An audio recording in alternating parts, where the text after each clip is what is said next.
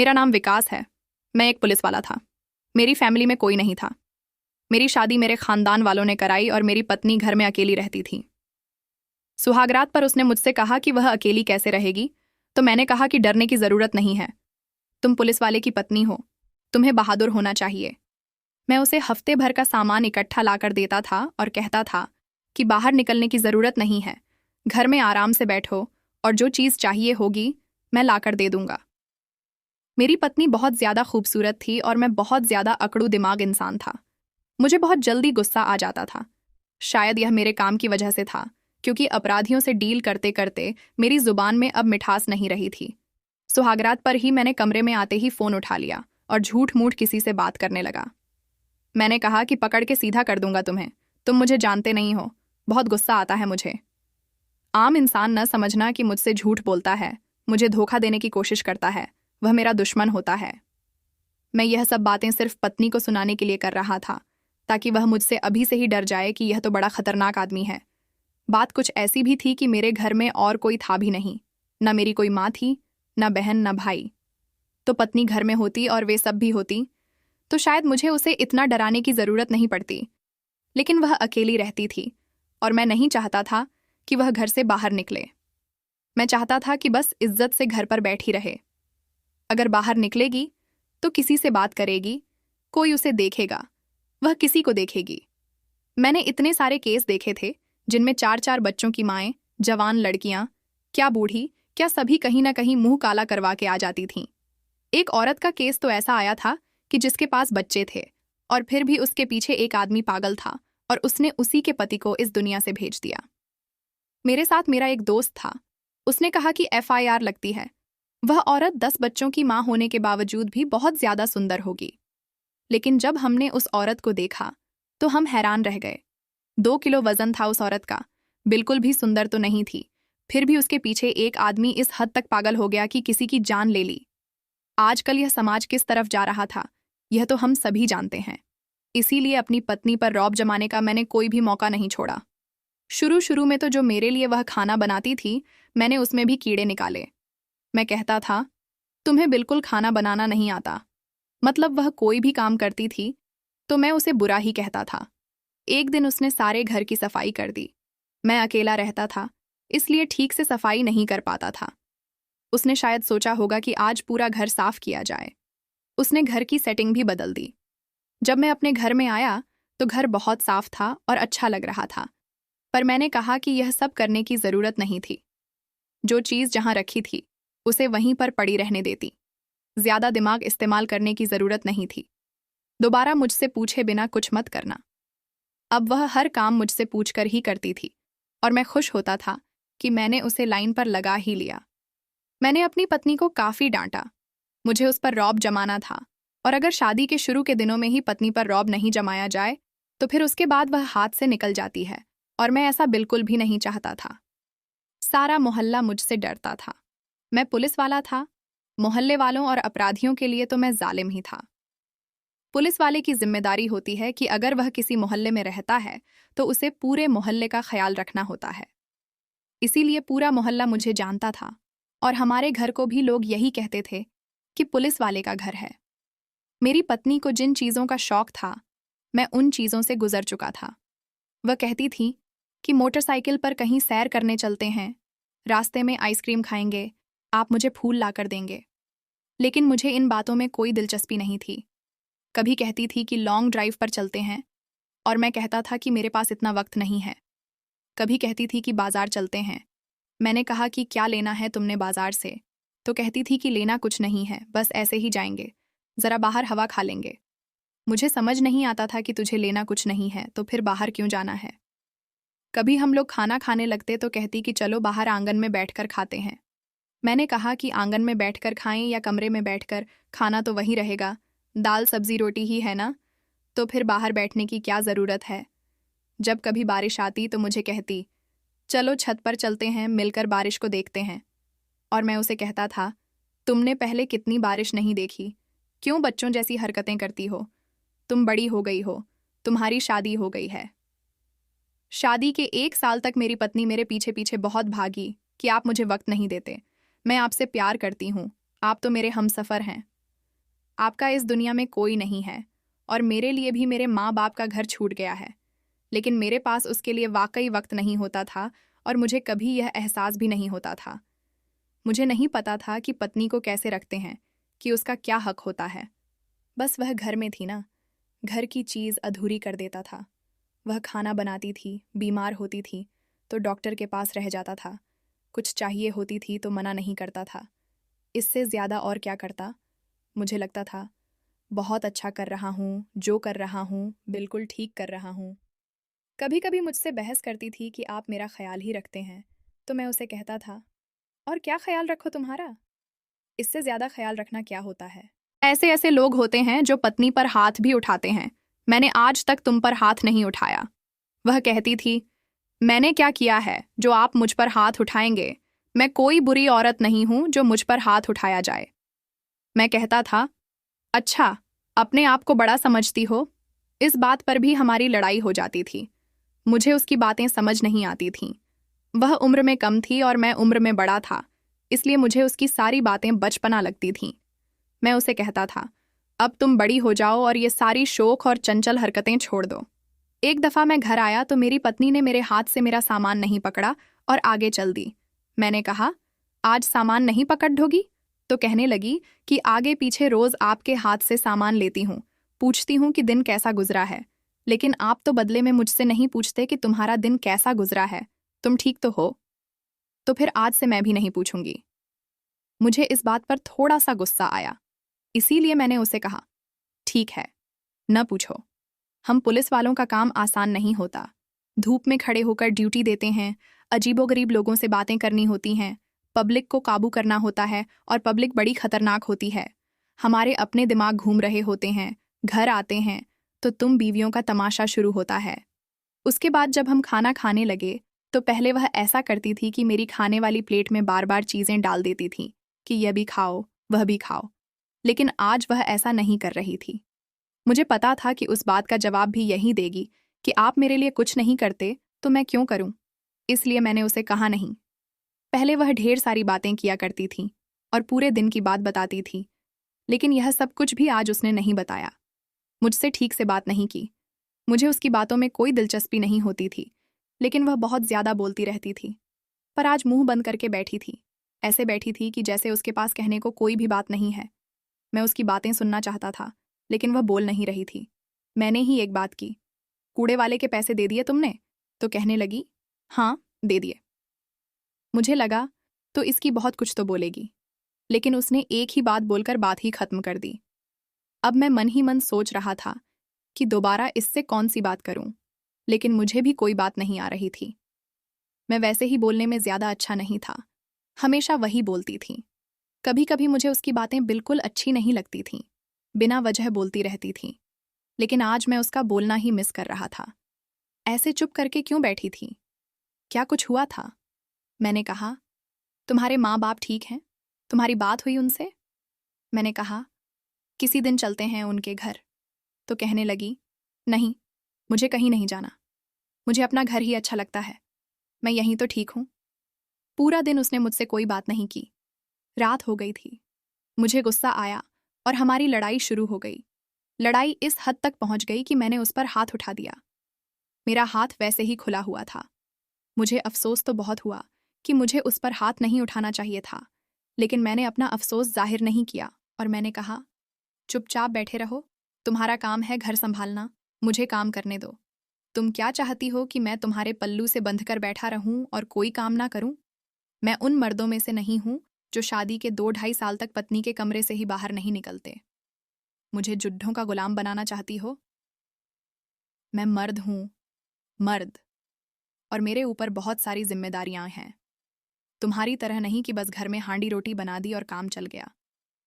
मेरा एक दोस्त था जो अक्सर मेरे साथ होता था, और जब मैं उसके साथ घर आता तो उसे कह देता, खाने के लिए रुक जाओ। फिर उसके साथ बैठकर बैठक में खाना खा लिया करता था। मेरी पत्नी को इस बात से भी बहुत गुस्सा आता था कि मैं 2-3 घंटे से आपका इंतजार कर रही थी कि मिलकर खाना खाएंगे, और आपने अपने दोस्त के साथ खाना खा लिया। मैंने अपनी पत्नी को कहा, तुम जिन मामलों में फंसी रहती हो, छोड़ दो यह सब। मुझे पत्नी चाहिए, मुझे मोहब्बत नहीं चाहिए। मैंने कहा, तुम मेरी जिंदगी का एक हिस्सा हो, मेरी पूरी जिंदगी नहीं हो, और हमारी शादी कोई मोहब्बत की शादी नहीं हुई। तो मेरी जिंदगी मेरी इसलिए है कि तुम्हारी ज़रूरत थी। मैं तुम्हें इसलिए लेकर नहीं आया कि मैं तुम्हारे बगैर रह नहीं सकता था। हमारी कोई लैला मजनू की कहानी नहीं बनी। रिश्तेदारों ने शादी करवा दी। शक्ल सूरत की अच्छी थी, इसलिए सोचा कि सारी जिंदगी तुम्हारे साथ गुजर जाएगी। लेकिन लगता है तुमने शादी से पहले कुछ ज़्यादा ही फिल्में देखी हैं, जो तुम्हारे दिमाग से निकलती ही नहीं है। मुझे सिर्फ पत्नी चाहिए, कोई दोस्त या प्रेमिका नहीं चाहिए। इस बात को अपने दिमाग में बिठा लो, मैंने उसे साफ साफ कह दिया। यही हमारा आखिरी झगड़ा था और उसके बाद से मेरी पत्नी बदल गई थी। अच्छी बात थी कि अब उसने वह सारी चीज़ें छोड़ दी थीं, लेकिन पता नहीं, मुझे इन सारी चीज़ों की कमी भी महसूस हो रही थी। लेकिन 2-4 दिन के बाद मैं भी बिल्कुल सामान्य हो गया, क्योंकि आजकल बहुत ज़्यादा काम आ रहा था और मेरे पास बिल्कुल भी वक्त नहीं था। फिर एक दिन मैं घर आया तो मेरी पत्नी ने मेरे लिए बहुत ही मज़ेदार खाना बनाया हुआ था। मुझे लगा कि वह कहेगी कि आपके लिए ख़ास बनाया है, लेकिन उसने ऐसी कोई बात नहीं की। खाना खाकर मुझे बहुत ही सुकून की नींद आ गई और सोचा कि थोड़ी देर के लिए सो जाता हूँ। लेकिन जब आँख खुली तो रात के 8 बजे रहे थे। मुझे यकीन नहीं आया कि मैं इतनी देर तक कैसे सो गया। शायद मेरी पत्नी ने खाना बहुत अच्छा बनाया था और मैंने बहुत ज़्यादा पेट भरकर खा लिया था, इसीलिए मुझे नींद आ गई थी। क्योंकि जब पेट अच्छी तरह भर जाता है तो नींद आती है। मैं ड्यूटी पर चला गया। मेरा जो पार्टनर था उसका नाम जावेद था। उसने कहा कि आज जिंदगी में पहली दफ़ा आप लेट हुए। क्या बात है? आप तो शादी के तीसरे दिन ही काम पर आ गए, फिर आज कैसे देर हो गई? तो मैंने कहा कि बस यार, अचानक से नींद आ गई। लगता है अब मैं बूढ़ा हो रहा हूं। अभी तो आपकी शादी को 1 साल भी नहीं हुआ, आप कहाँ से बूढ़े हो गए हैं? वह कह रहा था। उसकी शादी नहीं हुई थी। वह कह रहा था कि मैं शादी करनी है और मैं उससे कहता था कि शादी कोई अच्छी चीज़ नहीं है। एक पूरा इंसान जिसकी जिम्मेदारी आप पर आ जाती है और फिर वह आपको तंग भी बहुत करता है। मेरी पत्नी ने आज तक मुझसे झगड़ा तो नहीं किया था, लेकिन उसकी छोटी छोटी हरकतें, जैसे वह छोटी सी बच्ची हो, मुझे बहुत ज़्यादा तंग करती थीं। लेकिन आजकल वह पहले से कुछ बेहतर हो गई थी। पर जावेद को शादी का बहुत ज़्यादा शौक था। हर वक्त वह लड़कियों की बातें करता था। उसके पास लड़कियों की तस्वीरें भी होती थीं, जिन्हें वह देखता रहता था। एक दिन तो अपनी ही मस्ती में बैठा था कि अपराधी भी हमारे हाथ से निकल गया था। उसके बाद से उसने ये सब काम छोड़ दिए थे, लेकिन दिल से नहीं निकाले थे। जावेद से मेरी पत्नी का मिलना मिलाना होता था, क्योंकि वह मेरा दोस्त भी था, भाई जैसा भी था और मेरा पार्टनर भी था। हम लोग एक दूसरे के लिए जान भी दे सकते थे। एक बार तो मेरी जान बचाने के लिए उसने अपने आप को जख्म लगा लिया था। तब से मुझे उस पर बहुत ज्यादा भरोसा था। मेरी पत्नी अब खामोश रहने लगी थी। एक बार एक वीडियो मेरी आंखों में से गुजरी, जिसमें कह रहे थे कि जब कोई औरत आपसे कुछ मांगती है, आपका वक्त, आपकी मोहब्बत, और आप उसे नहीं देते, तो फिर वह औरत आपसे जिद लगाती है। और फिर एक दिन ऐसा आता है कि वह औरत बिल्कुल खामोश हो जाती है। मर्द समझता है कि मैं जीत गया हूं और मैंने उसे काबू में कर लिया है, जबकि दरअसल वह अपने दिल से आपकी मोहब्बत निकालकर पुरसुकून हो जाती है। मुझे लगता था कि मेरी पत्नी ने भी यही किया था, लेकिन ऐसा तो नहीं हो सकता था। वह मेरी पत्नी थी, उसे मुझसे मोहब्बत क्यों नहीं होगी? मुझे भी तो उसका ख्याल था। मैं उसे अच्छे तरीके से घर में रखना चाहता था, हर सुख देना चाहता था। मैं उसे खर्चा देता था। वह अपनी मर्जी से अपने लिए जो चाहे खरीद सकती थी। मैंने उसे कभी किसी बात से नहीं रोका था। कुछ दिन बाद मेरे साथ फिर ऐसा हुआ कि मैंने खाना खाया और उसके बाद मुझे पता ही नहीं चला कि मुझे कब नींद आ गई और मेरी आंख रात को 10 बजे खुली। अब तो मैं वापस भी नहीं जा सकता था, क्योंकि इस वक्त एसएचओ बैठे थे। अगर वह मुझे देख लेते तो मेरी बेइज्जती होती। लेकिन जो आज तक मेरे साथ नहीं हुआ, वह क्यों हो रहा था? मुझे इतनी नींद क्यों आ रही थी? मेरी पत्नी ने अब तैयार होना भी छोड़ दिया था। पहले मैं घर में आता तो सजी संवरी रहती थी, आंखों में काजल और होठों पर थोड़ी सी लिपस्टिक। बस यही उसका मेकअप होता था। लेकिन इतनी सुंदर थी कि ये करके भी बहुत प्यारी लगती थी। पर आजकल उसने बिल्कुल ही तैयार होना छोड़ दिया था। क्या मुझे उसके साथ बात करनी चाहिए थी? मुझे उसे कहीं बाहर लेकर जाना चाहिए था। हम लोग हनीमून पर तो नहीं गए थे, लेकिन मैंने उससे कहा था कि मुझे काम ज्यादा है, और उसने कहा था कि कोई बात नहीं, हनीमून पर नहीं जाते तो क्या दिक्कत है? हम लोग एक साथ एक घर में रहते हैं और कोई भी नहीं है, यही हमारा हनीमून है। लेकिन मैंने उसे घर में हनीमून जैसा कुछ भी नहीं दिया था। बस मैं सुबह जाता था, रात को देर से आता था। जो चीज़ें घर में लगती थीं वह मैं उसे दे देता था, पर कभी उससे उसके दिल की बात नहीं की। मैंने कभी उससे यह नहीं पूछा कि वह कैसी है, उसका दिन कैसा गुजरा, क्या उसे कोई मतलब है, उसके दिल में क्या है, क्या वह कुछ बोलना चाहती है। मैंने कभी उसका हाथ नहीं पकड़ा, उसके चेहरे से बालों को नहीं हटाया, उसकी आंखों में नहीं देखा। मुझे यह सब कुछ अजीब लगता था। मैं 30 साल का एक पुलिस अधिकारी था, कोई 18-19 साल का लड़का नहीं था जिसे नई नई मोहब्बत छड़ी थी। इसलिए मुझे यह सब कुछ अच्छा नहीं लगता था। कुछ लोग होते हैं, उनकी एक पर्सनालिटी होती है। अब मैं भी ऐसा ही था, तो उसमें मेरा क्या कसूर था? बार बार यही होने लगा। मैं पुलिस वाला था, कोई आम बेवकूफ़ आदमी नहीं था। मुझे शक हो गया कि मेरे साथ कुछ गड़बड़ ज़रूर हो रही है। ऐसी नींद मुझे पहले कभी नहीं आई। मैं कोई जवान बंदा नहीं था कि खाना खाकर मुझे इतनी अच्छी नींद आ जाती। कहीं खाने के अंदर कोई चीज़ तो नहीं मिलाई गई थी। मुझे बेहोश किया जा रहा था, लेकिन मुझे बेहोश करके मेरी पत्नी को क्या करना था? और इस घर में मेरी पत्नी के अलावा और कौन था? घर का खाना तो मेरी पत्नी ही बनाती थी। फिर ये सब कुछ हो क्या रहा था? मुझे समझ नहीं आ रहा था। मैं बहुत ज़्यादा परेशान हो गया। मुझे ऑफिस से वार्निंग मिलने लगी थी कि आधा दिन ड्यूटी पर रहते हो और आधा दिन कहीं गायब हो जाते हो। इस तरह काम नहीं होता। तुम्हारा रिकॉर्ड अच्छा है, इसलिए तुम्हें माफ़ कर रहे हैं, लेकिन अपनी रूटीन सेट करो। ठीक है, तुम्हारी नई नई शादी हुई है, पर इसका मतलब ये नहीं है। ड्यूटी सबसे पहले आती है। इंसान के लिए पुलिस वाला होना बहुत बड़ी जिम्मेदारी होती है। ये कोई ऑफिस जॉब नहीं है। मुझे आज तक किसी ने इतनी बातें नहीं सुनाई थीं, पर यह एसएचओ नया आया था, इसलिए उसने मुझे इतनी सारी बातें भी सुना दी। मैंने सोच लिया कि मुझे पता लगाना चाहिए कि मेरे साथ हो क्या रहा है। जब इंसान सोता है और बहुत गहरी नींद में होता है, तो उसे पता होता है कि यह गहरी नींद है या गहरी बेहोशी। यह नींद नहीं थी, यह बेहोशी थी, और इस बात का मुझे यकीन हो गया था। लेकिन यह सब के पीछे कौन था? जो भी था, वह मेरा दोस्त तो नहीं था, मेरा दुश्मन ही हो सकता था। लेकिन उसे मुझसे यह दुश्मनी बहुत भारी पड़ने वाली थी। मैं इसी वजह से परेशान था। मैंने अपनी पत्नी से भी इस बारे में पूछा कि क्या उसे मुझसे कोई परेशानी है, तो उसने कहा कि मुझे आपसे क्या दिक्कत हो सकता है, बस आपको मेरी बातें अच्छी नहीं लगती थीं, इसलिए मैंने वह हरकतें करनी छोड़ दी हैं और मैं खामोश हो गई हूँ। इसका मतलब यह तो नहीं कि मैं आपसे नाराज़ हूँ। आप मेरे पति हैं, मैं आपसे बहुत मोहब्बत करती हूँ। मेरी पत्नी मेरी आंखों में देखकर बोली थी। मैं पुलिस वाला था, हम लोगों ने यह सीखा होता था कि किसी का चेहरा कैसे पढ़ना है। मैं अपनी पत्नी का चेहरा पढ़ने की कोशिश कर रहा था, लेकिन वह बिल्कुल भी झूठ नहीं बोल रही थी। मुझे मेरे तजुर्बे से तो यही पता चला। लेकिन फिर एक दिन मेरी पत्नी ने मुझसे कहा कि आपने मुझे बैलेंस करवाया था और मैंने वापस भेज दिया था, यह सोचकर कि मेरा पैकेज है, लेकिन मेरा पैकेज नहीं था। आप मुझे फिर से बैलेंस करवा दें। मैंने अपनी पत्नी को कहा कि कब की बात कर रही हो, तो कहने लगी कि कल की। तो मैंने कहा, कल तो मैंने तुम्हारा कोई बैलेंस नहीं करवाया और तुमने मुझे कहा भी नहीं, फिर तुम किसकी बात कर रही हो? मेरी पत्नी घबरा गई और कुछ सोचने लगी। फिर अचानक से बोली कि नहीं, आपको नहीं कहा था, पापा को कहा था। आपको और पापा को मिक्स कर दिया। मैंने कहा था कि मेरा पैकेज नहीं है, तो उन्होंने बैलेंस करवाया था, लेकिन फिर पता चला कि पैकेज है, इसलिए फिर मैंने उनको वापस भेज दिया था, क्योंकि उनको खुद ज़रूरत होती है और भाई उनको नाप तौल के पैसे देते हैं। मेरी पत्नी थोड़ी घबरा गई थी। वह कैसे मुझे अपने बाप के साथ मिक्स कर सकती थी?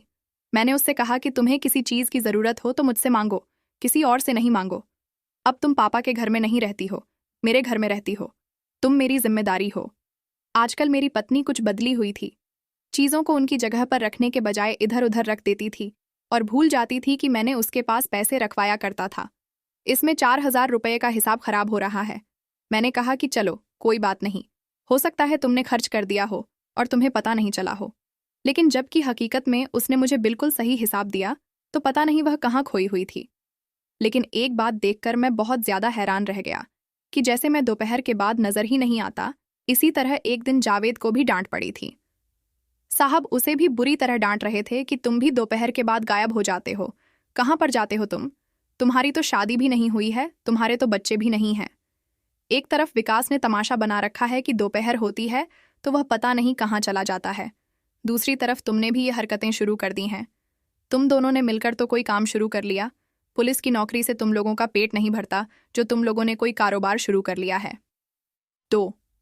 पुलिस अधिकारी की कहानी बेवफाई, धोखा और अकेलापन।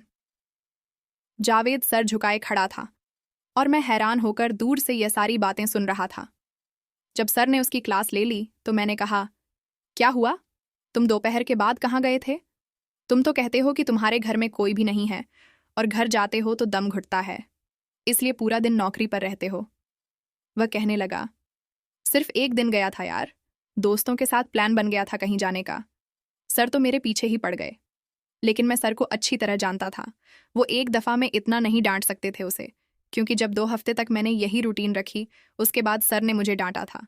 इसका मतलब कि जावेद भी 2 हफ्ते से गायब था, यानी कि जिस समय में ड्यूटी पर नहीं होता था तो वो भी नहीं होता था, लेकिन मैं तो अपने घर में फंसा होता था। फिर यह कहाँ पर जाता था?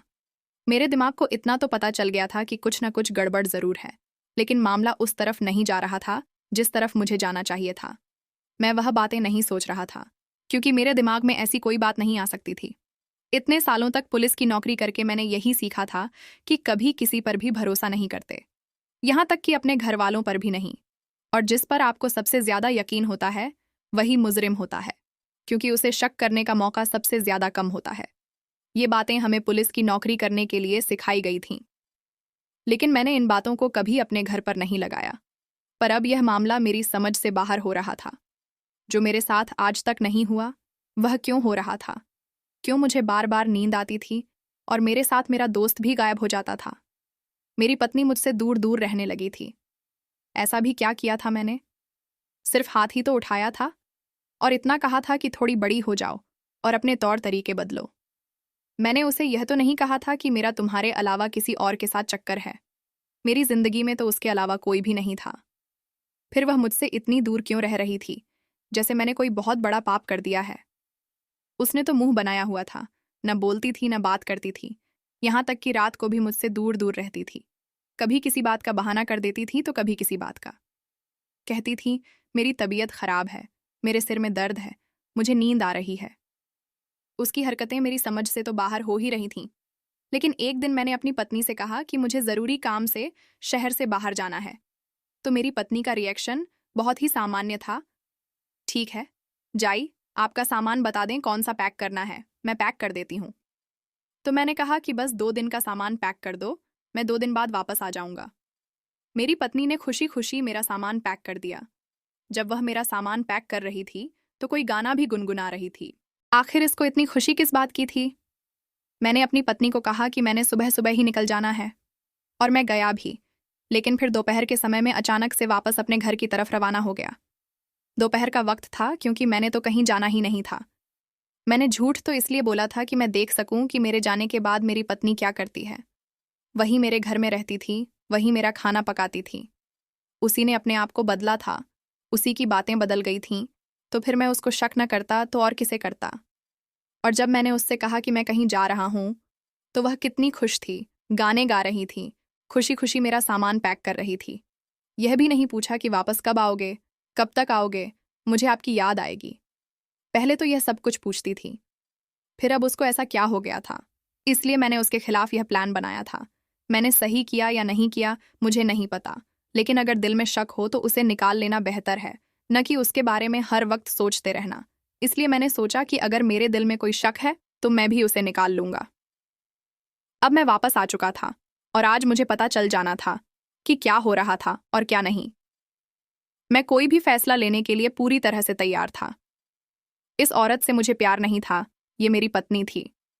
अगर उसने कोई गलती की थी तो मैंने इसको सज़ा ज़रूर देनी थी, और गलती की तो सज़ा ही मिलती है।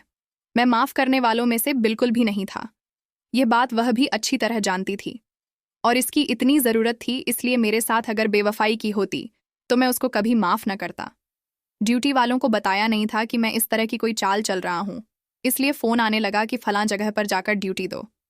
मैंने कहा जावेद को भेज दो, तो उन्होंने कहा कि जावेद का कोई पता नहीं है, वह पता नहीं कहाँ पर है। मैंने कहा कि 1 घंटे तक जाता हूँ। घर के दरवाजे पर दस्तक दी तो मेरी पत्नी ने दरवाज़ा नहीं खोला, जबकि वह दूसरी दस्तक पर दरवाज़ा खोल देती थी। बार बार दस्तक देने लगा, दरवाज़ा खुल ही नहीं रहा था। शायद लाइट गई हुई थी, इसलिए मैं घंटी नहीं बजा रहा था। पता नहीं मेरी पत्नी कहाँ थी। मुझे बहुत घबराहट हो रही थी, ऐसा लग रहा था कि कुछ बुरा हो गया है कि मेरी पत्नी अंदर गिरी तो नहीं गई थी, उसे कोई चोट तो नहीं लगी थी, जो दरवाज़ा ही नहीं खोल रही थी। यहाँ तक कि मैं खिड़की से अंदर चला गया और अपनी पत्नी को तलाश करने लगा। मैं देखा कि कमरे में से अजीबोगरीब किस्म की आवाज़ें आ रही थीं, यानी कि मेरी पत्नी कमरे में थी, लेकिन ये आवाज़ें तो कुछ बहुत ही ज़्यादा अजीब थीं। जब कमरे में दाखिल हुआ तो कमरा बिल्कुल खाली था, लेकिन बाथरूम का दरवाज़ा खुला हुआ था और मैं समझ गया कि आवाज़ बाथरूम से आ रही है। अपनी पत्नी के साथ यह सब होने के बाद आपको उस वक्त घबराहट और शक होना बिल्कुल नेचुरल था। आप ना खुद अपनी आंखों से यह सब देखना चाह रहे थे, ताकि दिल को भी यह समझ आए कि अब कुछ फैसला करना है। जब सच्चाई सामने आई तो ज़मीन नीच से निकल गई थी। वहाँ आपकी पत्नी, आपका दोस्त और आपका पार्टनर जावेद सब वहाँ मौजूद थे। मैं वहाँ से चला गया। थोड़ी देर बाद वह वापस आई और कहने लगी, ऐसा कुछ नहीं है, आपको गलत फहमी हुई है। लेकिन मैं अपने आंखों से देखने के बाद बेवकूफ़ नहीं बन सकता था। मैंने उसे एक तरफ धक्का दिया तो जावेद ने उसे पकड़ लिया। उसने कहा, तुम्हें जान से मार डालूंगा, तुमने मुझे घर में नकाब लगा दिया है। जावेद ने कहा, सिर्फ औरत से शादी नहीं करनी होती, उसको वक्त भी देना होता है, उसकी छोटी छोटी खुशियों का ख्याल भी करना होता है, जो तू बिल्कुल भी नहीं किया। जब यह तेरे पीछे फिर रही थी तब तो तू आगे भाग रहा था, और जब उसने मेरे साथ मोहब्बत कर ली तो तुझे तकलीफ हो रही है। तेरे जैसे बदमिजाज मर्द कभी अच्छे शौहर नहीं होते, और उनको ऐसी खूबसूरत और प्यार करने वाली पत्नी मिलती है तो उसको हजम नहीं होती है। तेरी वजह से यह मेरे पास आई है। मैंने जावेद को कहा, तू इसी औरत के लिए लायक है। तुझे यही औरत होनी चाहिए जो अपने पति की गैर मौजूदगी में उसको धोखा दे, उसके साथ बेवफाई करे और उसे बेहोश करके किसी दूसरे मर्द को अपने घर में बुला ले। इसी तरह की औरत होनी चाहिए थी तेरे लिए, इसीलिए यह तुझे मिली है। मुबारक हो। मैंने अपनी पत्नी को वहां तलाक देने का फैसला कर लिया। मेरी पत्नी तो परेशान लग रही थी, लेकिन वह शर्मिंदा बिल्कुल भी नहीं थी।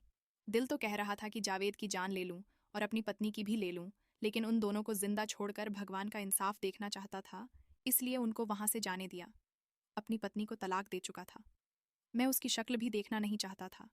जब जावेद उसको वहां से लेकर निकला तो ऐसे निकला जैसे उसने बहुत बड़ी ट्रॉफी जीत ली हो। और फिर वे दोनों कहाँ गए मुझे नहीं पता। जावेद काम पर आता था, लेकिन मैं उसकी तरफ देखना भी नहीं चाहता था। मेरा घर फिर से खाली हो गया था। मैं अपने काम खुद कर लेता था। एक दिन जावेद मिठाई बांट रहा था। कहने लगा कि मेरी शादी हो गई है, पता नहीं मेरे साथ ये सब क्यों हुआ। क्या मैंने उस पर रोक लगाने के चक्कर में उसके साथ बुरा किया था? मैंने अपनी ज़िंदगी का सबसे बड़ा फैसला गलत किया था। मुझे जिस वक्त में उसे प्यार करना चाहिए था, मैं उसे रोक लगाने में लगा था। वह अगर कोई काम ठीक भी करती थी तो मैं उसे गलती ही कहता था। या गलती हमारे बुजुर्गों की थी, जिन्होंने हमारी शादी करवा दी, जबकि हमारी उम्र में 12 से 13 साल का फ़र्क था और हमारी सोच एक दूसरे से बिल्कुल भी मिलती नहीं थी। आप लोग ही बताएं कि इसमें गलती किसकी थी, क्योंकि आज वह जावेद